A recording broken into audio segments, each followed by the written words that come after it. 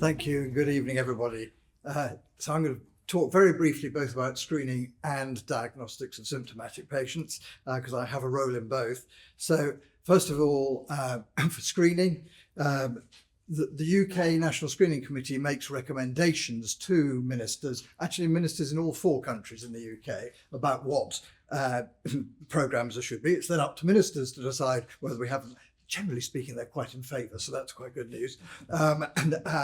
But because we have a strict mantra, which is asking the question, do the benefits outweigh the harms and at reasonable cost? There are 20 other factors that we look at, but those are the ones that we always focus on. And you may say, well, what about the harms?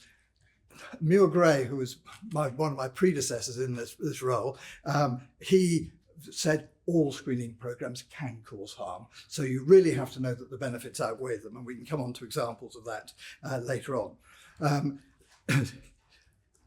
In practice, that can be really quite difficult to ascertain. So, for example, we have recently approved screening for a rare condition called tyrosinemia. I think there are about 7 patients in the country a year, newborn babies in the country a year.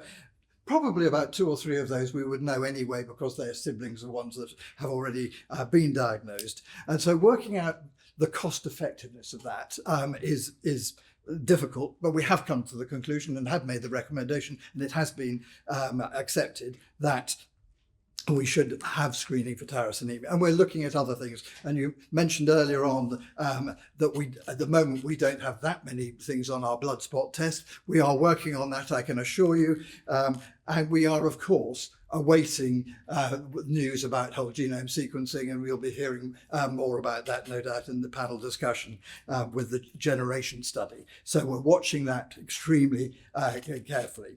So I think even with the newborns, there's a lot that can be happening.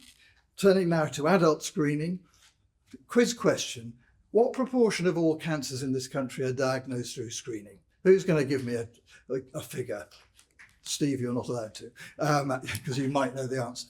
The answer is actually a surprisingly small number. It's 5 or 6%. And so, but I believe that we've got the possibility of really increasing that to 10%, 15% or more. And first of all, how are we going to do that? By taking existing programs and making them better. The breast screening program, which already saves lives. We're waiting the age extension trial, which will tell us whether people over the age of 70 or under the age of 50 should be offered screening. We're looking at targeted breast screening programs. For example, people with very dense breasts are more likely to get cancer, and it's more difficult to find on a mammogram. We're also, of course, looking at AI in breast screening, and then finding people who've got genetic abnormalities like BRCA1 or BRCA2. Bowel cancer, again, we've got a screening program, but at the moment our threshold of the so-called FIT test is too high at 120. We want to bring that down at least to 80, if not lower. Equally, AI plays a role here. It can help the colonoscopist actually pick up where there is a lesion. It sort of circles it and says, have a careful look at this particular bit. Cervical screening, which is a very successful program in terms of preventing cervical cancer. The next stage is actually for those who don't come forward for screening, the underscreened. What about self-sampling for them? And we're getting near to a decision on that one. But equally on the other side, now that we've got the HPV vaccination, do we need to extend the intervals between screens? Very exciting that the lung screening program with the targeted lung health check, which is becoming a screening program, obviously aimed at those at high risk because they either are or have been smokers. That, interestingly, is one that really does target the more deprived groups.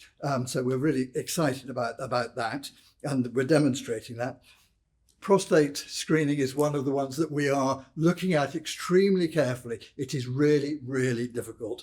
I won't go into it more at the moment, but I'm happy to talk about it later. And then there are the multi-cancer tests. So there's lots going on there. And on the diagnostic side for people with symptoms, there's lots happening there too. We now have 167 community diagnostic centres open. We are doing things differently. We've got better and faster MRI machines. We're looking at AI in a whole variety of different diagnostic situations, point of care testing, digitisation, connecting everybody up, and also looking at pathway changes. And I think those could be really powerful in getting people diagnosed more quickly. So just to say, it is an exciting time both in screening and diagnostics, but there's much more we need to do. Thank you very much.